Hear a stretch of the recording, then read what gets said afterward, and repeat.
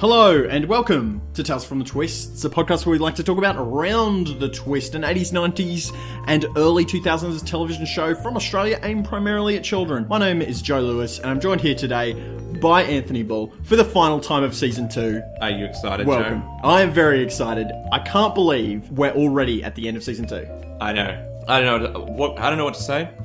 You're blown away. You're I'm blown speechless. away. I'm speechless. I clearly am, because I've got nothing else I could say about it. But I think it's an amazing testament to our ability to watch TV. And to talk bollocks about it. Yeah, exactly. It shows our strengths, I guess. It honestly feels like about 2 weeks ago that we were doing the Season 1 finale. Yeah, it does, right? Yeah, It feels that way. It's like... Flew by. It was not that...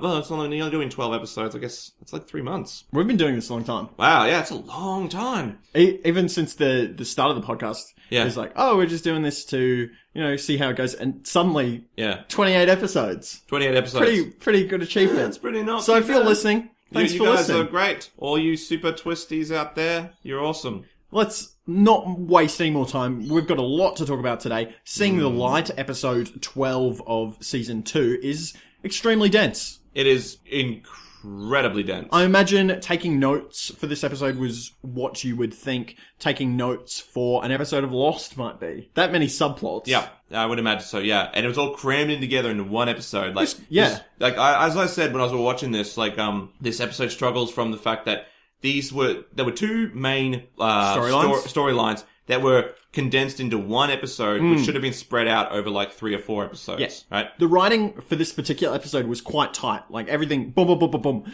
But the problem was, I think it was a little too much for the half-hour timeline. Yeah. You spreading it out. And it's a children's show as well. Yeah. And it's dealing with some pretty dark stuff. Yeah. This episode in particular. Like, just spread it out a little bit. Give us a little bit more time to digest. Like, we were having trouble keeping up. And we're adults. And the weirdest thing is, at least in this episode, the main focus is on one part, but not this. Like, we'll talk about the Senate thing I wanted to say. The Senate Election Dome doesn't actually result in anything significant when you think about it, because this is the finale, and can you guess who won the election? I'm give you a hint, it's everybody's favourite.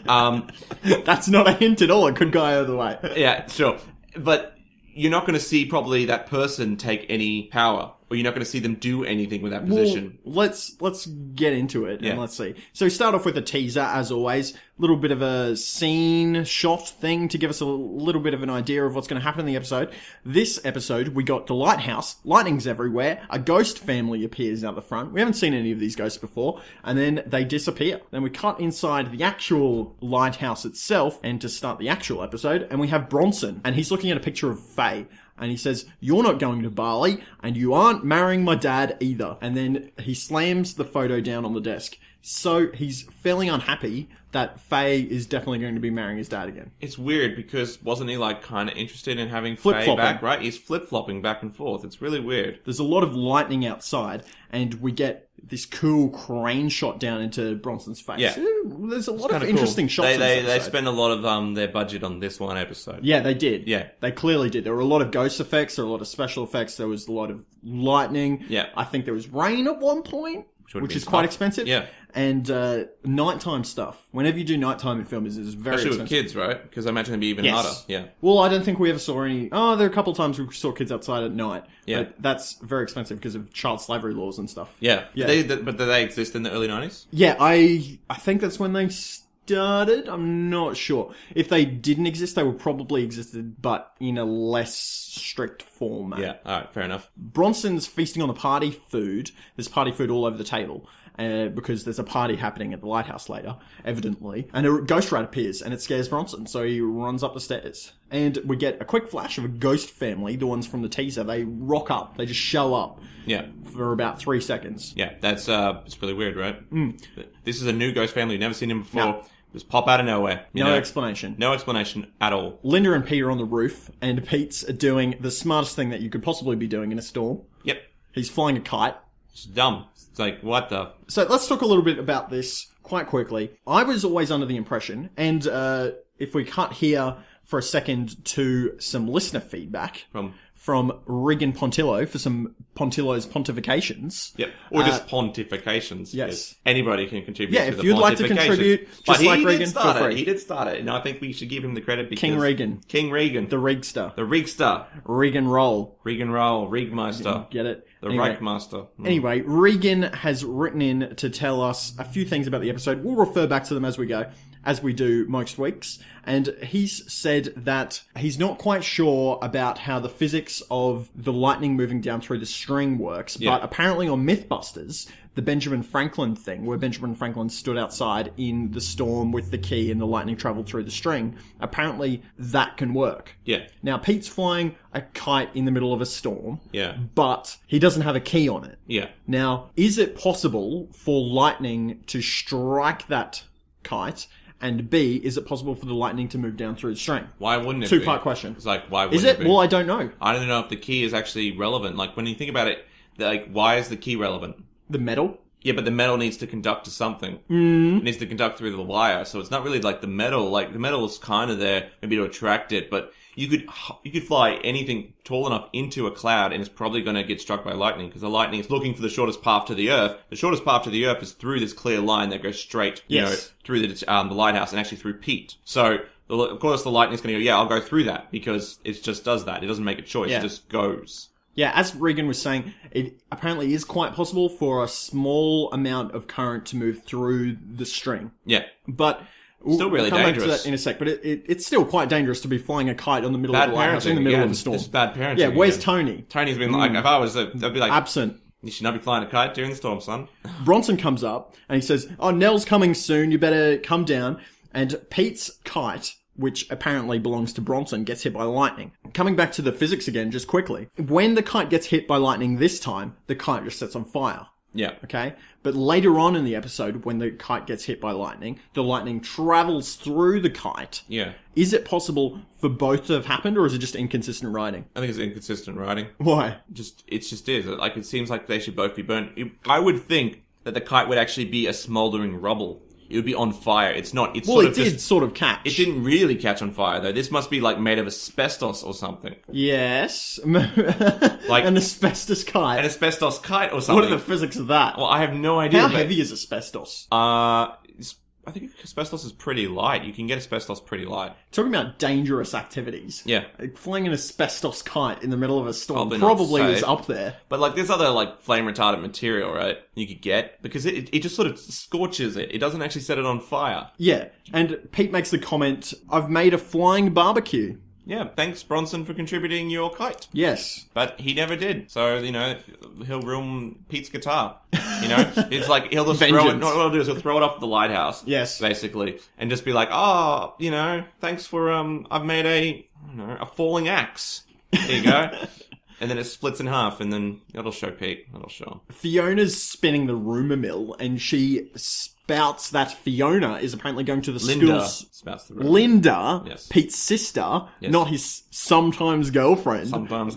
Spouts the rumour that Fiona is going to the school social with Gribble. Yes. Pete's arch nemesis. Pete's not happy about this. Then Linda begins to freak out because she can hear a woman crying, but nobody else can hear it. So weird. Yeah, we'll come back to this because this is quite weird. But Pete gives his burnt kite to Bronson, and Bronson's pretty mad about this. Now, as they leave the scene, our two ghosts that we've been seeing throughout this season, who we now know as Matthew and Jeremiah, they show up and they say that the heavens have aligned and it's now possible to rescue Matthew's fiancée, and the light won't fail this time. Yeah. So, first little bit of exposition for the episode. And just keep in mind that everything in this episode is kind of relevant to the plot. So if you haven't seen the episode in a little while, it might be best to pause this, go watch it, come back and listen to us. Because there's a lot to go through and don't want you to get lost. That is true. Like, it's a good idea to watch it on something because it was just dense as. It's available on Netflix and YouTube and Stan. And a myriad of other less legal methods. Yeah, which you could probably access now until the Senate, that thing passes through Senate and gets enacted. Wink, winks, wink, wink.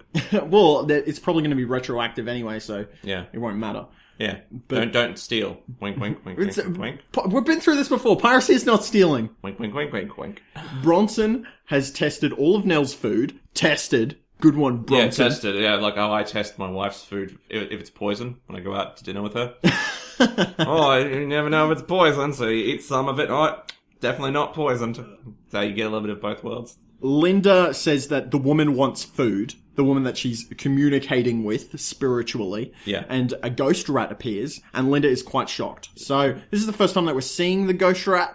We saw a ghost rat before, but that was just the punk ghost in the form of a giant rat, not an actual ghost rat. The rat doesn't do anything. So this brings Weird up thing though, right? the thing around the twist. Well, it doesn't really do anything, but animals can be ghosts in around the twist universe. We saw this with the seagulls in season 1, and we're seeing it with the rat again. And we saw it with the fox, kind of. They still have a spirit or energy or something like that. Yeah, that might be connected with the lighthouse's residual spiritual So we know energy. that animals have souls. That's a big jump there. That's good to know. Well, we know that humans have souls. That's also great too in this universe. But knowing that animals have souls is interesting. At what extent do the animals stop having the souls? Well, my question to you is a soul the same as a ghost? Is a ghost just the soul of a human? Or is it something else? I think that it's supposed to be, I guess. I don't know. Well, what is a soul? It's hard to define. I've tried to ask people that, and it's a hard thing to define.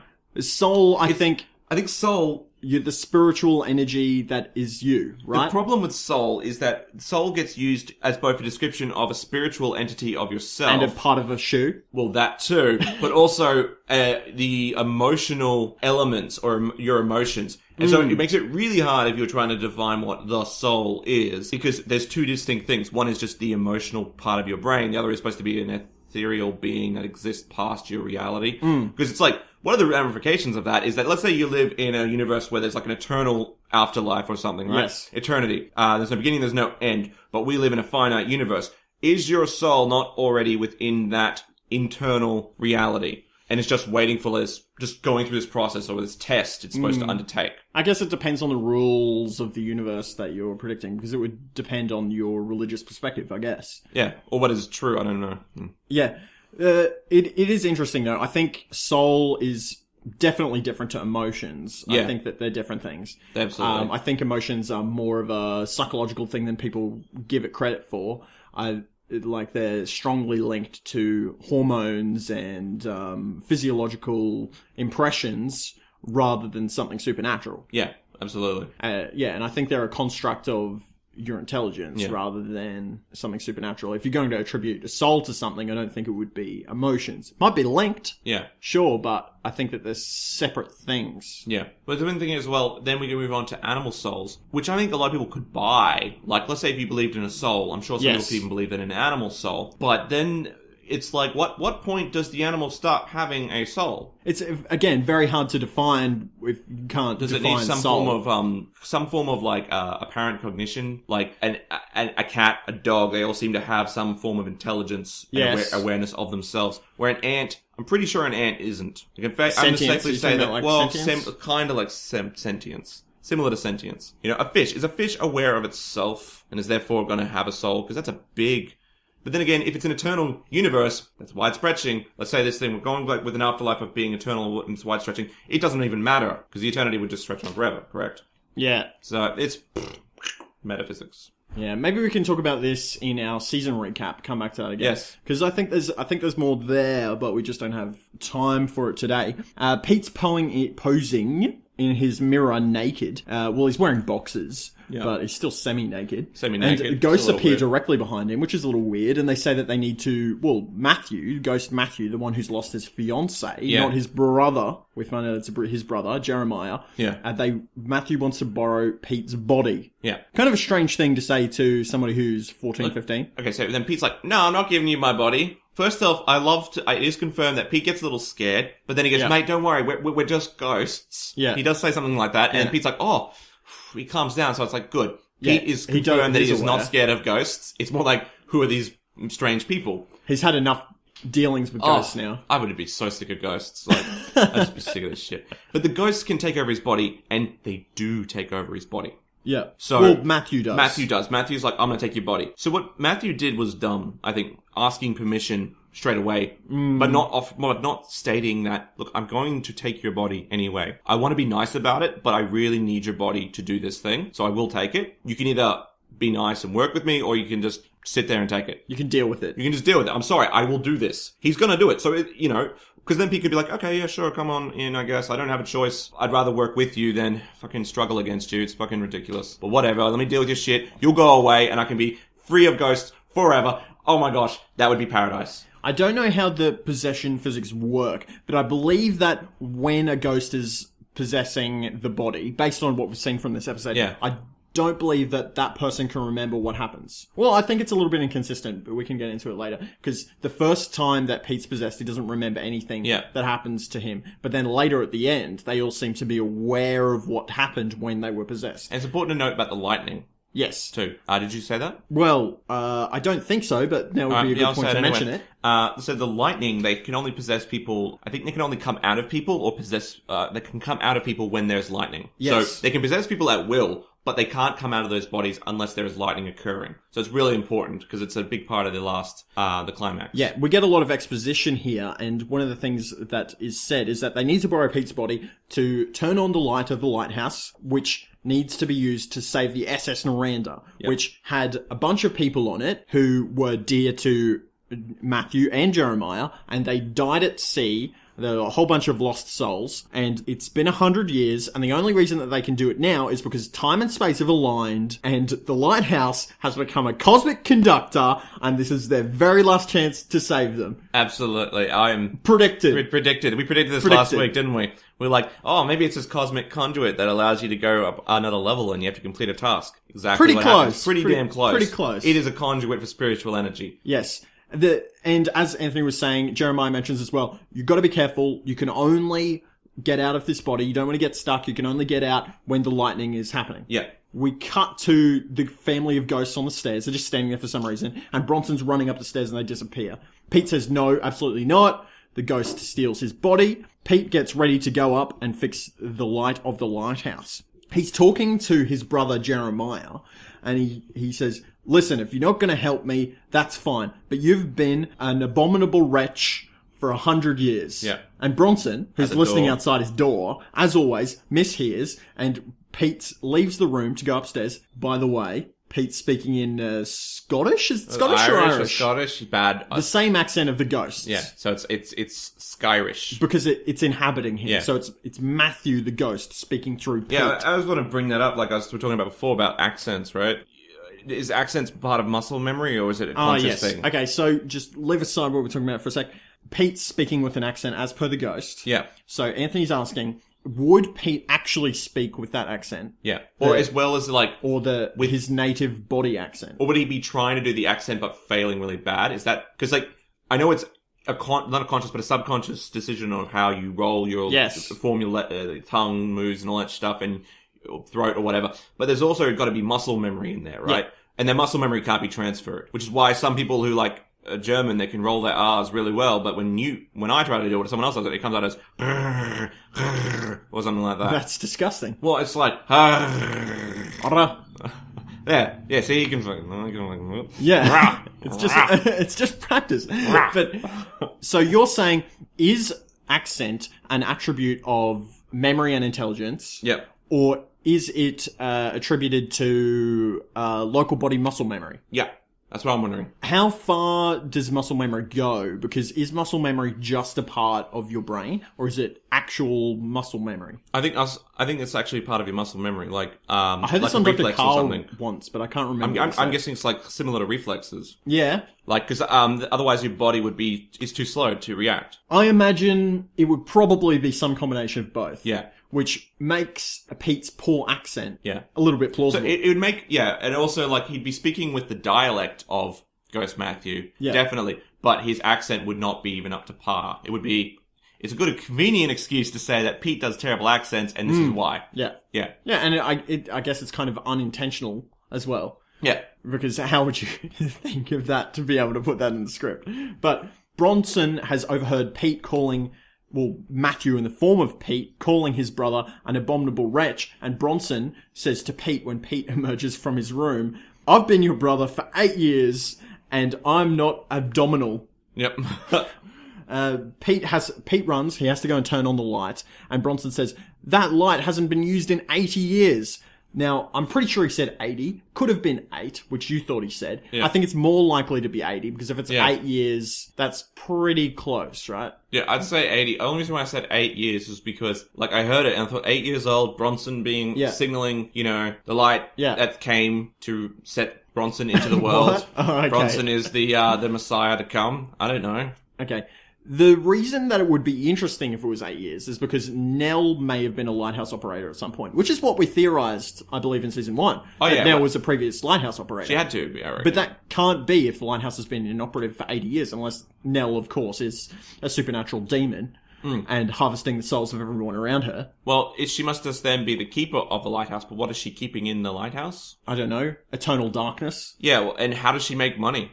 If her job is the lighthouse operator, that makes sense. Well, she's clearly on a pension now. I think we've decided but that. How did she make money before that? Like, as the keeper of a building that didn't actually do anything? Are there government positions out there? If so, can I get it? It was probably just a family. It's passed down, and she was just keeping it because it's in the family. Okay, I'd love to know what she did for a living then. Like a lot of people, farmers get really sentimental about their land. Yeah. Wouldn't lighthouse operators get the same? Even if the lighthouse but like was if the farmers didn't work the land, the owner of that farm would be he'd rent out some space to a server farm, or he would be a retail manager. A lot of families of farms still keep their farms even though they don't properly run them. Yeah. But I'm just wondering what Nell's job is now. I don't know. Because she was a lighthouse keeper. More information on Nell. Tony arrives, and he says that Nell got 95% of the votes. Yep. In the election, so she's now a senator. Yeah, we find that out just as a passing thing. It's like, oh, by the way, this thing that we were leading up with this entire season. About 8 episodes. 8 episodes, yeah, turns out Election Nell dome. wins.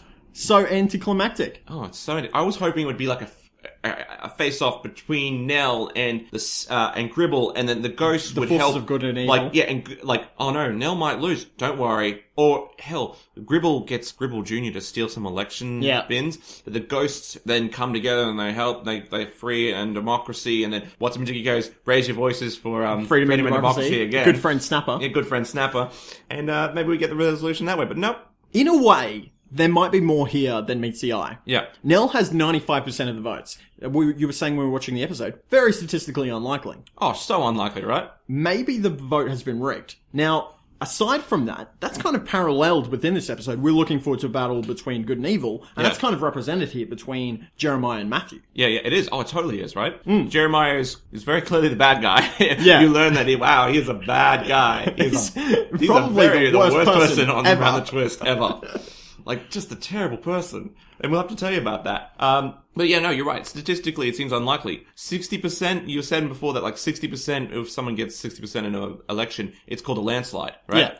But 95% is should smack you as, that isn't accurate. That's like a 5% chance of error. Yeah. 100% votes going to Nell. That just statistically should not happen. I mean, there's got to be some misogynists out there. There's got to be some super conservative people and really wealthy investors within her electorate that would make up more than 5% at the least. Firstly, how big is their electorate? I was trying to look this up, actually. How big would the Port Noranda Senate election be? Electorate? See, I don't know. Like, because remember, we live from Queensland, so it's like we don't know what generally the sizes of state senates are. We have a federal senate. We have a federal senate, obviously. But the federal senate is like Queensland has like how many two or three senators. So I don't know how they break up the electorates in other states. I imagine it'd be something similar, but I imagine maybe it's 1/6 the portion of Victoria. Yeah, and you vote for 2. But that's the thing. How many candidates do you vote for in the Senate? I just wish, bloody hell, we had the Senate in Queensland, then I would know. Let's be honest here. Yeah. It is an absolute disgrace to freedom and democracy that we don't have a Senate. Yeah, it kind of is. Yeah, it totally is. It's like you can just pass bills without any real checks at all. I have a couple of family members, not close family members, cousins and uncles that work in the government. Yeah. And they've said multiple times, it's well known that if your party gets in, you're basically a dictatorship. It is. It totally is. You can just pass whatever you want. Yeah, you can. There's no opposition. I think that maybe that's why there's more of a minority government now, because people are kind of annoyed with both sides. And then it's like, minority government's like a partial Senate, because it's like you have to be really careful with what you pass, so more discussion happens. As a libertarian, I like minority governments. And that's all I'm going to say on that, because we're here for Round the Twist. Yes. But let's go to I Okay. loved his comment, right? He said 95% of the votes.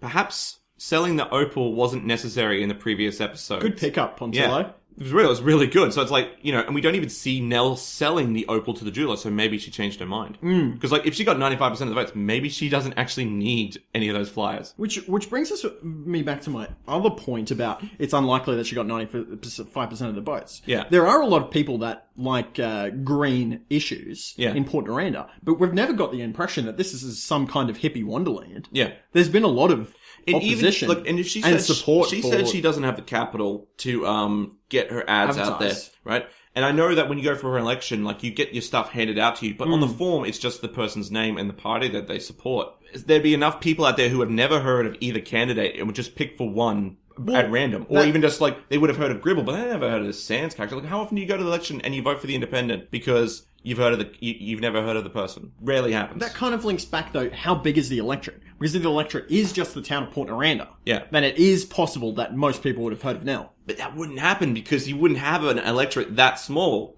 right? There was no way you could have an electorate, even if we're talking about a state or we're talking about parliament state electorate, because that's all we can reference from. Even if it's a small group of people, it'd be a huge district.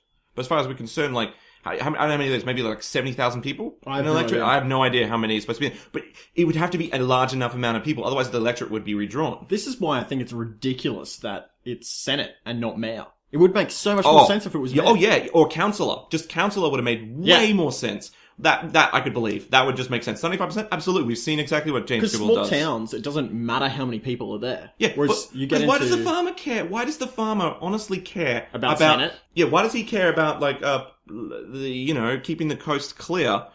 He's interested in his farm. He's got to deal with his farm. And Gribble seems to be able to do that. He's bringing a lot of, economic motivation or whatever. And Senate, again, we've talked about this before, Senate has very little, one Senate member, very little direct impact. It made sense for Nell to be a senator. It made no sense for Gribble. Green. Yeah. Well, actually, it made sense because she can protect the thing, because that's what she wanted to do. She wanted to keep Port Noranda's shores clear. She'll just become part of a voting bloc and they'll vote for green issues. And keep it safe. Yeah. Whereas Gribble actually wanted to enact policy that would benefit himself. He wanted to bring in policy. Which is hard to do. Which is hard to do. It's really hard to do in the Senate. Well, I imagine in the world of Round the Twist, the Progressive Conservative Party is probably quite big. Maybe, or it's really small. Maybe that's why he went for the Senate, because a lot of small parties have to go in the Senate first. It's either like Palmer's party.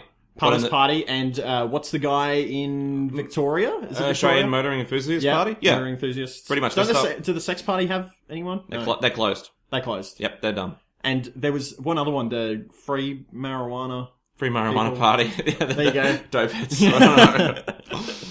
Anyway, Linda's hearing voices. The party's coming soon. Tony's announcing that he's going to make an announcement at the party. Good job, Tony. Yes. Tony says, "Where is everyone?" And Linda says, "They're all below the decks, managing the pumps." Now, this is something I wanted to talk about. Linda's in spiritual communication with some kind of spirit that's inhabiting the ship that is coming, the SS Noranda, the one that is going to crash on the shores unless they turn on the light. Yeah. There's very little reference to this. Yeah. But she's clearly in communication with this spirit. Who is this spirit? How is she in communication? Is she some kind of medium? What's the go here? I don't know, but she also says below the deck, manning the pumps. Yes. But the ship is very clearly a sailing ship. Yes. So, as we see later on. And it's also called the SS Noranda, which I looked up. And SS stands for steamship, but it's very clearly a sail ship, a sailing vessel, like a galleon or a frigate, 17th century. So, why? What is this? Was this a retrofitted,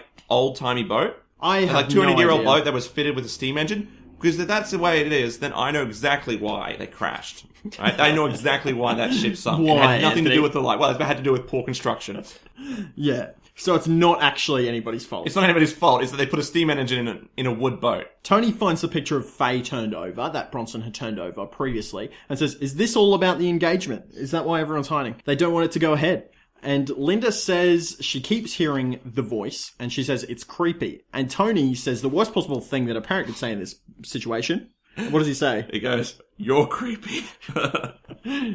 Excellent to say to your teenage daughter. Good parenting. That's not going to cause any deep-seated psychological issues at all. That's so funny. He's just like, "You're creepy." Wow, that's really That's a weird thing to say to your daughter. In your formative age, I'm fairly sure you don't want to be hearing things like, "You're creepy." You're weird. Linda Twist, future emo. Why can't you not be weird like the other children?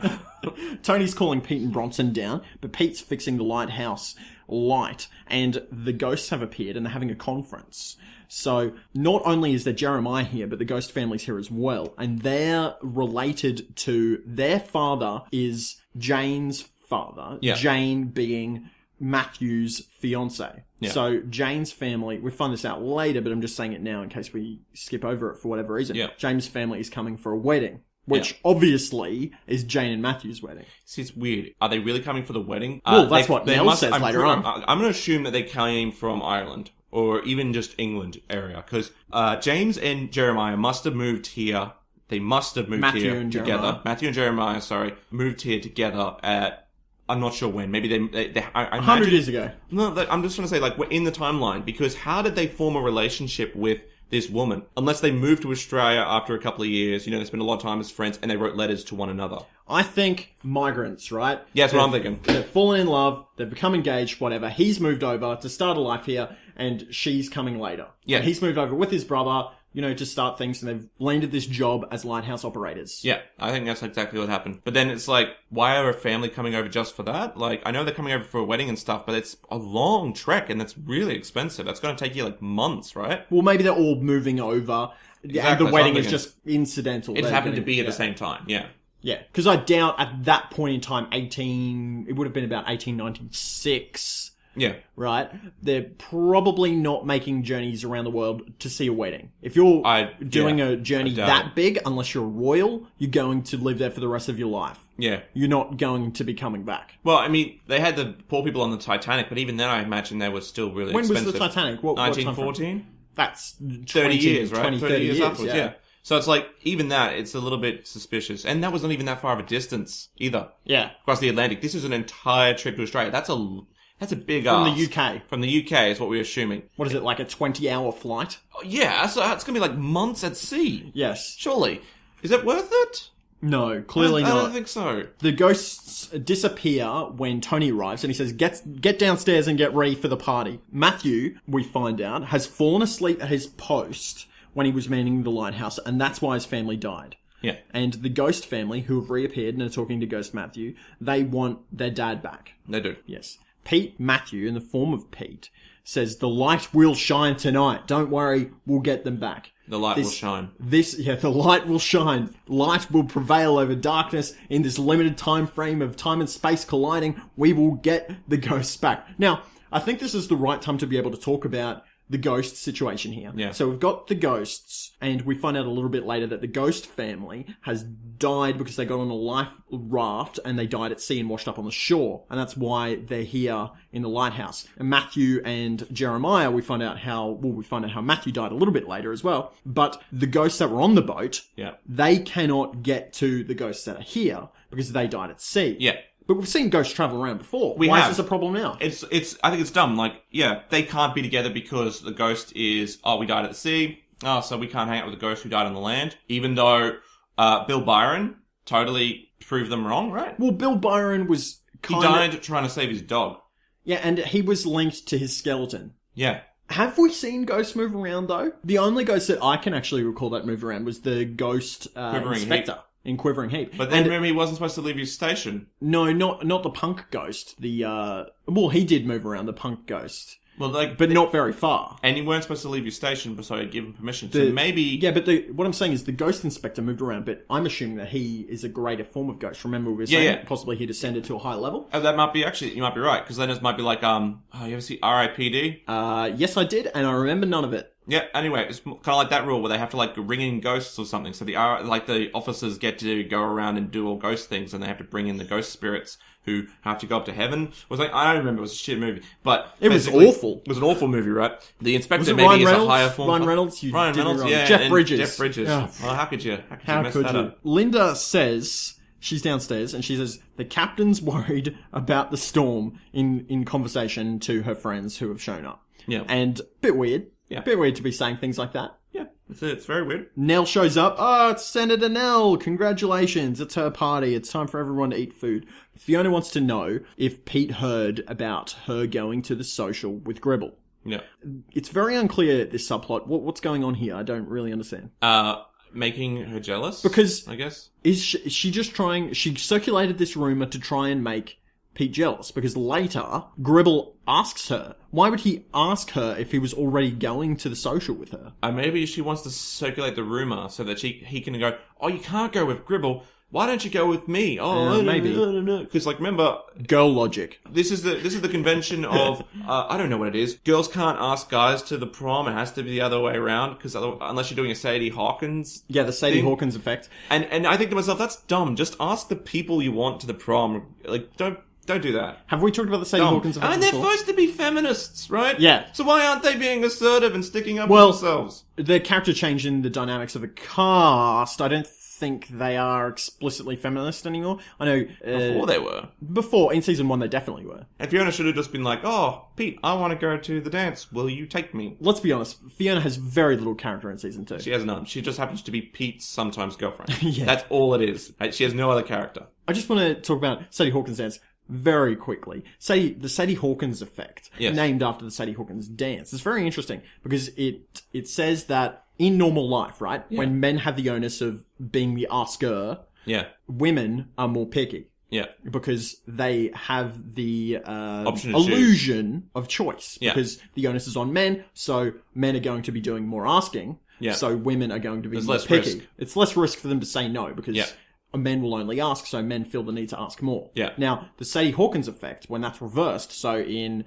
situations like Sady Hawkins' dance and in speed dating, when women are moving around the room instead of men moving around the room, the women will become less picky because they feel like they're doing the approaching all the time. Yeah. And the men will become more picky because they have the illusion of choice, because the women feel like it's more risk for them. Amount of risk and effort you have to put in. Very interesting. If you have to go, and that is actually really interesting. It's a cool consumer behaviour, which we could all talk about, but we're not going to because it bores. Yeah, you could apply it to anything. Yeah, absolutely. Yeah. Yeah, give the people the illusion of choice and they'll become more picky. Yeah. Yeah. Yeah. Sorry, Christian, we won't rattle on about Mountain Dew for 20 minutes in this episode. Well, I wanted to, but, do the Jew. I'm just referring to a comment Christian made on our Facebook we talked about last week, where he complained about a season 1 finale being just talking about Mountain Dew. And you know what? He's totally right. It was pretty much that. Pete is upstairs getting changed, apparently, according to Linda. Nell hears Linda talking about the SS Noranda and suddenly needs to go. Fiona goes upstairs to see Pete, and Tony can't make the announcement because there's pretty much nobody in the room. Pete's upstairs talking to his ghost friends, Matthew in the form of Pete, and Fiona hears him talking and thinks he's gone crazy. And he says, who are you talking to? And Pete says, oh, I'm just talking about my fiancée. Yeah, so weird, right? Yeah, my fiancée, what's her name? Jane. Jane Mulligan. Now, well, her name's not Mulligan, yes, but the kids know a character named Jane. No, her name's Jane Mulligan. I wrote it down. Yeah, Jane, you're talking... there's two Janes. Yeah, there's Bulldog Jane and then there's Jane Mulligan. I thought Bulldog Jane was Jane Mulligan. I don't think so. Yeah, because they say Bulldog Mulligan. Well, maybe you're right then. Maybe they're the same person. So the kids know a character named Jane who they refer to as Jane Mulligan. So whenever Pete, as Matthew, talks about Jane, they think he's talking about Bulldog Mulligan. Yeah. Yeah. There you go. There you go. You learn something new every day. Yeah. So then Fiona goes up and says, hi, apparently I'm going to the dance with such and such. Yeah. But I could be swayed into going to someone else. And they said, I'm just talking to my fiancée Jane. Well, that just settles it. I'm going to go with Gribble and make you really jealous. And that makes me feel bad for Gribble. Gribble is just a pawn in this, really. Yeah. Gribble is being exploited and used just to make someone else jealous. And that's kind of sad. Because he thinks it's, genuine. It's sad when anybody gets exploited. Exactly. Even if it's a douchebag. Yeah, even if it's a douchebag. Don't exploit people. Pro tip. Pro tip of the day. Gribble shows up, and he has shown up with his entire family and has demanded a recount, apparently. Yeah, absolutely. I would too, because 95% is ridiculous. bit much. Margin of error. Yeah, margin of error. Come on. The Gribble kids come in and they begin to eat all the chocolate royals. Yeah. Now, I didn't know what a chocolate royal was, and we've heard about this before, one of Bronson's favourite food. But just before we started recording, Anthony Googled it. Yep. It's an Arnott's product. It is an Arnott's product. It's one of these biscuits that have like the marshmallow on top of the biscuit and covered in chocolate. And they seem pretty delicious. I could go for I remember them actually. from my childhood. Yeah. They were amazing. They were called though, but they must have been royals, yeah. Yeah. Like, I guess my parents never bought them for me, because... You can get them from Aldi. Really? Well, it's obviously different brand. We should get Aldi. It's similar. Well, maybe you can. I remember seeing them at Aldi once. I think they're called something different then. Yeah, we should go and we should feast on royals. Royals will feel like royal, wounded outcast. We'll never be royal. That's what I was going for, yes. But without saying it. Yeah, thank you. Pete, apparently... is engaged to Jane. Yes. So says Fiona. She's very upset about this.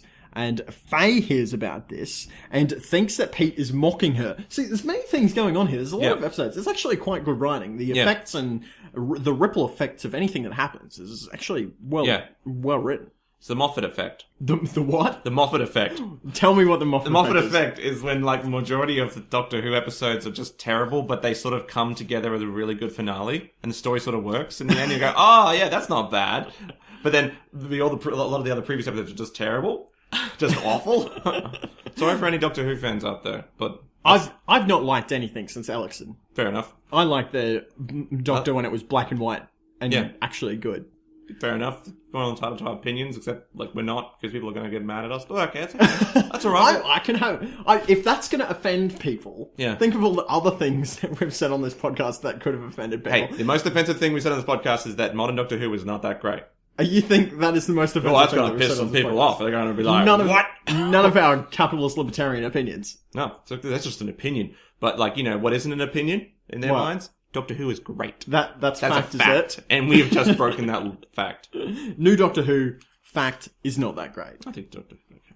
No, not New Doctor Who. That's alright. No, it's not. It's okay. You're wrong. Wrong.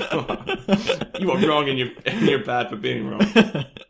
Nell's come back in the lighthouse and she's got a log. You are right here because my notes say that Jane Mulligan is the name of his fiancée. Yes. Apologies for that.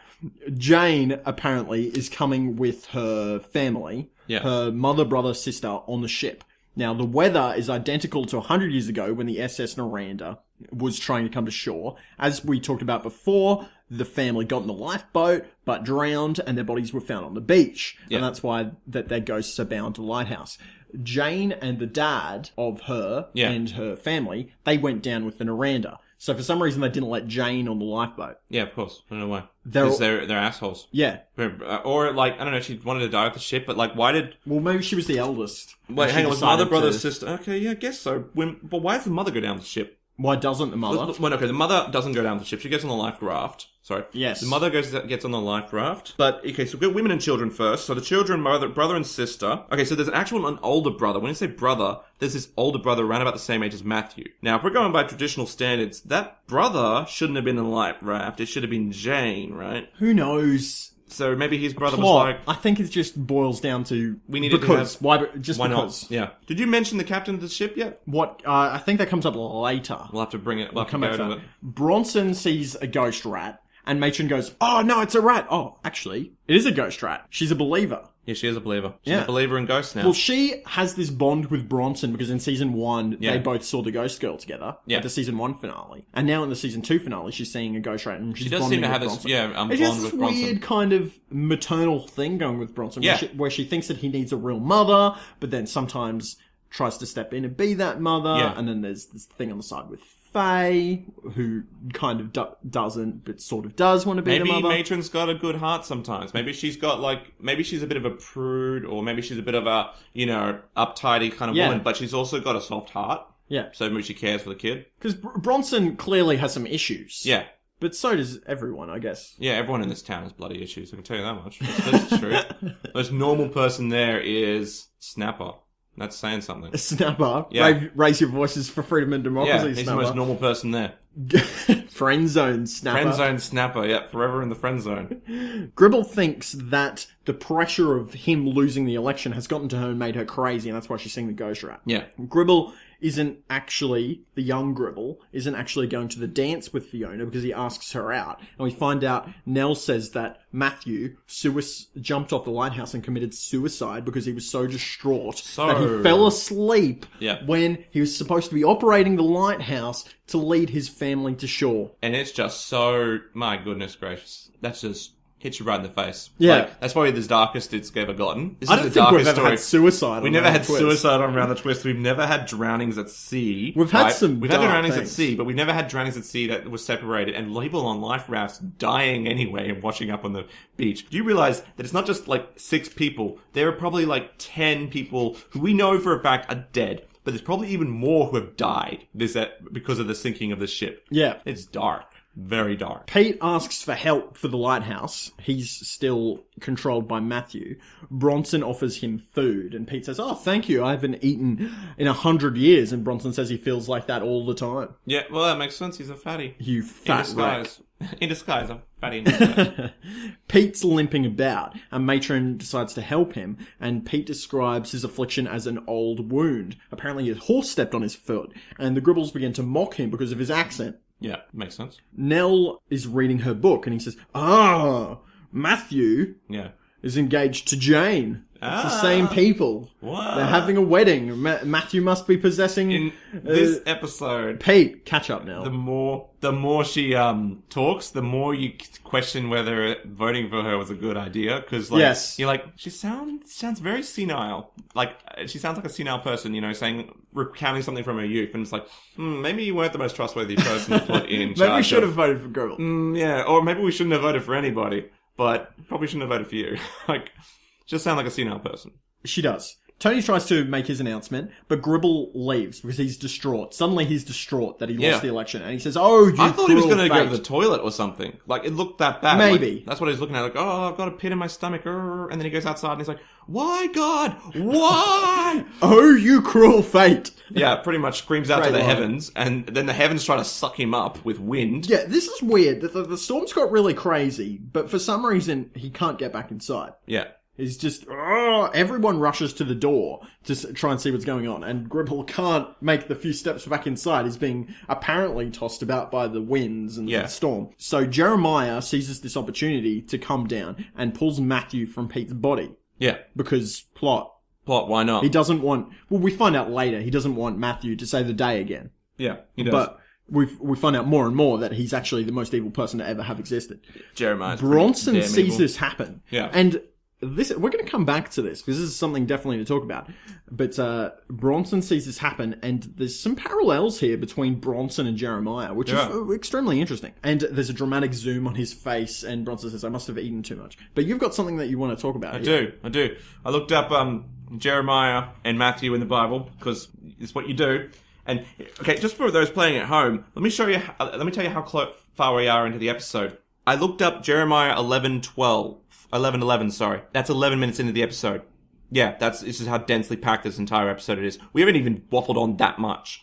Alright, but in Jeremiah 11 it says, "Therefore, this is what the Lord says, I will bring on them a disaster they cannot escape. Although they cry out to me, I will not listen to them." This is from Jeremiah, the guy who we find out is actually the murderer. Is actually basically the Antichrist. Who caused the disaster. Yeah, so I'm like, oh shit. So I'm watching this as I go along, and I'll bring up some more as we get deeper into the episode. It's only a couple more times, but yeah. Pete is back to normal, and what's going on, guys? And Fiona thinks that Pete is marrying Jane Finkel, not Jane Mulligan. Yes. Finkel is Bulldog Finkel. Bulldog Finkel. Sorry for getting that wrong, dear audience. Yes, Tony tries to announce again his announcement, but Faye says, "Oh, hang on, maybe we're rushing into this a bit," and she wants to call off the wedding again. I know, right? And so does Bronson. Yeah. Nobody is on Tony's side. Yeah. Even his fiancée wants to call off the wedding again for the second time. Maybe he should reconsider his feelings towards Faye.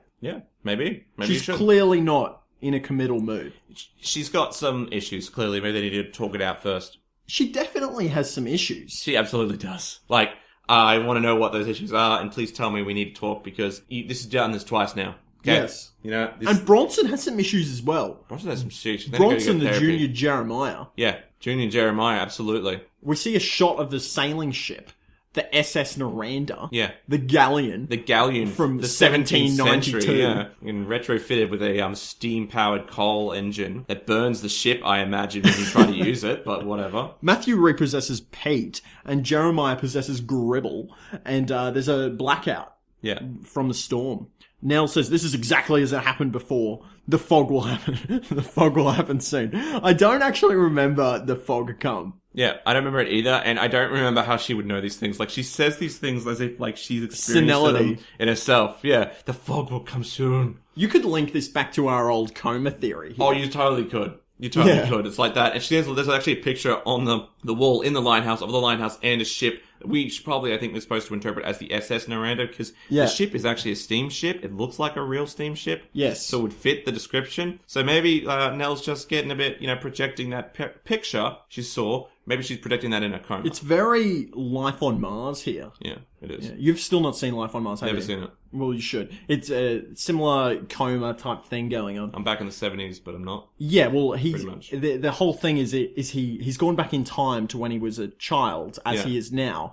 And he's a police officer, and his dad was a police officer, and he ends up, like, working kind of with his dad as a cop in the 70s. But it's unclear whether he's actually travelled back in time or if it's a coma. Or if there's something even more sinister nefarious. Going on. Nefarious. Good word. Yes. Linda says Captain Sands won't change course till he sees the light. Captain Sands, who else do we know that has the surname Sands? Our old friend Nell. What? Well, she's related to everyone that happens to be dead. Oh. Not even joking. So, coincidence? Alright, so if you hang out with Nell, you need to get away from Nell. Everyone associated with her life is dead. She's going to kill you, harvest your soul, and plant you under a lemon tree. And then she will try to sell those lemons at the market to infect new people. It's the realities of her becoming senator. The evidence is stacking up against her that she is actually an evil demon. She's out to conquer the world. She is totally out. One electoral district at a time. Absolutely. Gribble says, thank goodness our boy is normal. And Gribble Jr., who's just been possessed, says, where is my brother? Ugh. So he's clearly not normal. Team Gribble go upstairs and join Pete at the top of the lighthouse as he's trying to fix the light for his redemption. It's his penance for his sins. Fiona comes up the stairs and the ghosts just start possessing everyone. They possess Fiona, they possess Rabbit, Tiger. Tony comes up the stairs and he's got the worst accent ever after he becomes possessed as well. I don't know what they were thinking there. And actually, all the times that they were possessed, it was around about 13. Jeremiah, and in Jeremiah 13, it's a prophecy of doom about people who don't listen to Jeremiah and his prophecy. So Jeremiah is basically the Antichrist here. Kind of, yeah. Pretty much, setting it all up. So that's pretty good foreshadowing, I guess. Jeremiah, in the form of Gribble Jr., steals the matches. Everyone else is holding candles as they come up the stairs. The whole party is up here at this point, apart from Bronson and Matron. Linda hears singing from the ship, again, in spiritual communication with some kind of spirit, and says... Somebody says, I think it was Nell, says that, Tony, in the form of somebody who's possessing him, says that's what they were singing when the boat sunk. Thanks for that. Thanks for that. Jeremiah apparently loved Jane, so that's why he's forcing the failure of the lighthouse. Yes. Yeah, somebody says that. I think it was Nell. Yeah, something like that. Infinite Book of Knowledge. Yeah, or she just pulls it out of thin air because, that's her. That's him. And Gribble says, what? Bulldog Finkel? What's her last name? Tinkle? Finkel? Bulldog Finkel? Who knows? Young Gribble comes down the stairs and sees Matron and Bronson eating together, developing their bond of mother-daughter relations. Maybe Tony should marry Matron instead. Maybe he should. Maybe he should. Yeah. Bronson knows that young Gribble is possessed, and he says to Matron, you got to call him Jeremiah. You do.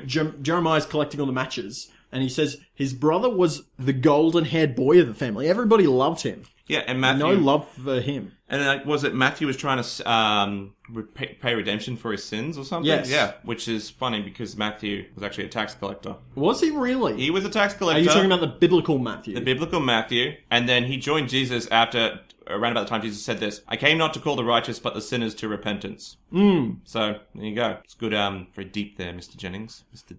Jennings, quite deep. Again, I want to point out the parallels between Jeremiah and Bronson. Yeah. Bronson feels left out of the family a lot of the time. So does Jeremiah. Yeah. Jeremiah, fairly useless. Yep. Pretty does much. a lot of things. Yep. Bronson, most useless character ever. But Bronson's never tried to kill anybody yet. Well, Yeah. he did try and kill the Cabbage Patch He tried to Baby. kill the baby. That is... Oh, yeah, okay, that's pretty bad. So they are very Pretty similar. dark. Is Bronson a kindred spirit or reincarnated version of Jeremiah? I think they're just kindred spirits. Everything that has happened before will happen again? Yeah, everything that has happened before will indeed happen again. Circular time. Circular time. We're bringing this Time up is a again and flat again. circle. Time is a flat circle. Why does this always come back to us? Oh my gosh, time is a flat circle. Isn't that ironic? Is it ironic? No, it's not ironic. It's poetry? I want to say it's poetry. It rhymes. It rhymes, yeah. It's like poetry, it rhymes. Like poetry. Famous George Lucas quote. George Lucas quote. Everybody's cleaning the lighthouse, and they're getting ready to put it back on, and the power comes back on. Yeah. Magically. And so they all blow out their candles. Which I'm glad, because I was like seeing him collect these matches, and I'm like, they all have candles, so, you know. But then that doesn't even matter, because they all think to themselves, oh, we can't light something because we don't have matches. Yes. But there directly after blowing out the candles. So many other ways to set fire to things. There's power tools. Pyromaniac. Well, it's like, okay, so I used to smoke, right?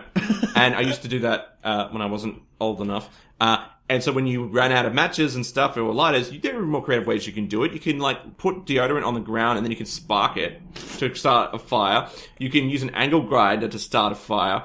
And also, more importantly, you can use a car lighter. The thing that is in every one of those cars that are driven to that event, they will all have a car lighter as standard. All you do is pop it in, 3 seconds later they come out, light a piece of paper, done. I'm just imagining you spraying deodorant all over the concrete and trying to spark it in order to light your cigarette. Oh yeah. Did you do that? Yeah, I've done it before. Tastes like shit. Yeah, as you would imagine. It would taste like deodorant. That's disgusting. Jeremiah, I don't do it anymore. Matthew needs the light. It's no good. He doesn't have any. Jeremiah's confessing to Bronson downstairs. He was going to put Matthew to sleep so he could be the hero, but he couldn't operate the lighthouse. So Pontillo, in his writings to us, mentioned here that he must have had some kind of sleeping potion, right? Yeah. And what did Pontillo suggest that he used? Pontillo suggested, he did a bit of research, I believe. As it turns out, the events that occurred 100 years ago were that Jeremiah had put Matthew to sleep. This is what Pontillo says. Now, he did a bit of research, and he found out that at the time, a popular sleeping potion was chloral hydrate and bromides. So it might have been one of those. That'd be interesting to see. So then Jeremiah, he was trying to try to light the lamp to be the hero, but he didn't know how to operate the lamp and couldn't wake Matthew up because of the drugs. And of course that caused the SS Naran to crash into the cliff and sink. Jeremiah wanted to be the hero because Matthew was everybody's favorite, but in the end he turned out to be a murderer who then allowed his brother to take blame for the thing and commit suicide. So he's not a hero, he's actually the devil. So yeah, good work, Jeremiah. Good work, Jeremiah. The road to hell is paved with good intentions. That's good. Good. Yeah. Is this a vision of the future for Bronson? Is Bronson going to go out in a fiery blaze of glory? Probably, yeah. More than likely. He'll come back in time and teach Bronson the ways of becoming evil. Maybe. Yeah. Bronson tells him to confess to everyone. Unlike Bronson's not the confessing character. He is not at all. But I feel like that's probably not a bad idea when you kill like 10 people. Yeah. Confession, hey, I didn't eat the food. You don't have to confess to that. I murdered 10 people and allowed my brother to commit suicide because he thought he did it. Can we be friends? I wouldn't actually confess, actually. I wouldn't even. Nobody knows. You're a ghost. Who cares? Well, I'm not going to be... it's probably linked to your ascension. I have to live with these people for the rest of eternity. Yeah. And they will not shut up about that. Well, we don't know how ascension works. Maybe they just become spiritual energy after Maybe, I don't know. It'd be a over. difficult conversation. Like, so, by the way, I actually was the one who drugged you, and I didn't know how to light the light, so, yeah, you guys died because of me. Gribble's looking for matches. Gribble's senior, that is, and he's trying to find them. He's very interested in this cause for some reason. Jeremiah does nothing to help, even though he has about 3 packages of matches that he's collected throughout the house and put them in his pockets. Gribble senior's quite distressed, and then it goes back up the stairs. Yeah. Bronson goes up with Jeremiah, who then decides to give them the matches. Matthew, inside of Pete, lights the light and saves the ghost ship. The ghosts are safe. But they're flying. They're hovering up in the air, and they're not quite next to the lighthouse. They're a little bit distant. And the ghosts inside of the Twist family want to get to the other ghosts, the ones that are in spiritual form, but the lightning stopped. Yeah. So that they can't. So they're leaning over the lighthouse balcony, and we see some shots of how far it is to hit the ground. They go down. It's weird. it's trying to tell us that these people are going to die. Yeah, if they jump off. The ghosts are going to sacrifice the humans in order to get to their loved ones. Which is kind of uncool, right? Well, if it's ascension at risk, you don't know how long that also, they might be stuck remember on Earth. they took your body, so maybe they don't care. Yeah. Because they could die, and then they'll already be dead. So what does it matter to them? It doesn't matter. Like, your body is merely a tool for me to get to heaven. Which I feel like that would keep you from heaven. I feel like you would be like, why aren't I with my family? And then it'd be like, well, because you made someone jump off a lighthouse in order to try to be with them. That's pretty selfish. Pretty bad. Again, we don't know how the ghost rules work. We don't know how the ghost rules, but I feel like that's probably not a good thing. Probably get you in trouble. I mean, if spraying deodorant gets you in trouble, makes you have to Honolulu, I imagine making someone jump off a building, it's probably even worse. Bronson has an idea. He gets a kite to attract the lightning. Some people are saying, oh, that'll never work, Bronson. But Faye sticks up for him. And now Bronson likes her. It's the only... Nobody else has come out with a good suggestion. Right? If no one else comes with a good suggestion, you should just try to do it anyway. All right? Yeah. What harm could it be? Unless you get a better idea, just put all the resources behind him for now. Everyone grabs the string and they all get electrocuted and they all get sent back to normal and the ghosts are free because the lightning travels down the length of the string as we were discussing earlier. Yes. Everyone's reunited. Everyone's happy. The ghost rat apparently had come across on the ship. Yeah. On the life raft or something and died, travels across as well, and the ghost rat gets to ascend. Jane and Matthew are very happy. Of course, because they're together. Jeremiah is devastated. Yeah. But Matthew invites him to ascend with them anyway. Yeah. So he goes up. Is he inviting him to ascension or is he inviting him to a threesome? Well, I want to say ascension because it'd be really gross otherwise. But I don't know, maybe that's what old-timey people did. I'm not... Who knows? I'm not here to judge old-timey people, you know? They're dead. Something weird happens here. Yeah. Jeremiah wiggles his ear. Yeah, he does, right? At Gribble Jr. It's weird. He's signaling. He's signaling to Gribble Jr. Yeah. But what is he signaling? I don't know. When people like signal their ear, they must have had a conversation or something. About something. It was weird. I don't know what it was. Like, it was not brought up. There must be something either deeper to it, or it's just he's socially awkward. No, and which is why he couldn't actually, get Jane because he was really awkward and probably like was on a first date, started wiggling and poking his ear, or it means something more. He's clearly trying to send him a message, but it's weird that he would send it to Gribble because it clearly had even though he was inside Gribble, he clearly had the connection with Bronson. Yeah, maybe there's a connection between all three. Maybe there is. I don't know. Or maybe it's like, hey, Gribble, you need to clean your ears. I inhabited your ears, and I can tell you need to clean your ears. So as simple as that. By the way, yeah. Pete says, Bronson, you can get all of them together. Can you get Tony and Faye together? And Tony begins to say, well, Faye and I are about to... And Bronson gives the kite to his dad and Faye. The lightning hits and they kiss. Yep. So clearly everything, it's all back to normal. Now they're gonna get married. We're in the exact same place we were last season finale. More lightning hits and the Gribble parents kiss. Yeah. Oh, love. Love is wonderful, I guess. Then the more lightning hits and Fiona and Pete kiss. Yes. And I was expecting, after this, because remember what Snapper said earlier about, freedom and democracy? No, in that acting episode, as an abomination. Yes. Maybe Gribble and Rabbit, they finally, can confess their love for one another. Like Snapper thought. I don't know. This is Australian television in the 90s. That'd be very progressive. Very progressive. I've never seen a gay couple kiss on TV. You ever watched Around the Twist? No, I didn't think so. And then we freeze frame on Happy Bronson. Yeah.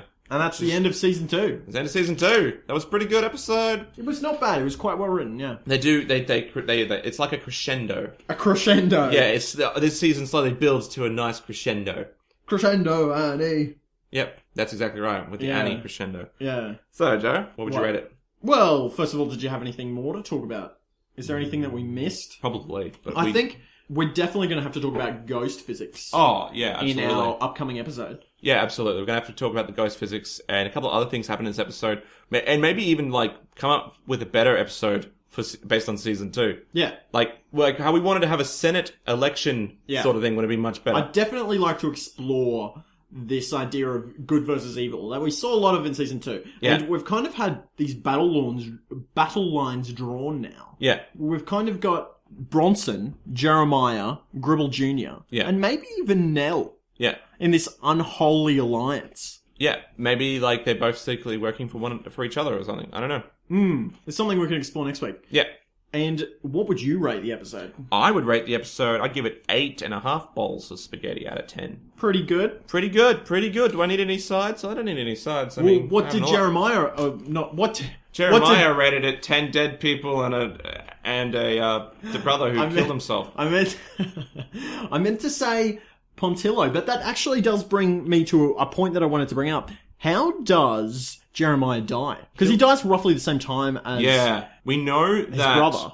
What's Suicides. How does he die? Does he also commit suicide? I have to imagine yes. Like, he must have the shame of, like, doing it, seeing his brother, and then he must have killed himself, but it's not well explained. You're absolutely right. Like, it makes no sense. Well, it does make sense if you conclude that he killed himself. But is his brother a little bit older? Yeah. Let's go on the assumption that, like, older brothers, it tends to be the younger brother who has that left out feeling. Not always. Not always, but a lot of times it can be the older brother who's like, oh, the older brother is the pride, the child, you know, who's doing things. I'm just the younger brother. Nobody expects much of me, you know. So maybe he lived on for a little while, and then he couldn't deal with his grief, and he like, I have to say he killed himself because he's done a lot. He's done a very horrible thing. I don't know how you could live with that.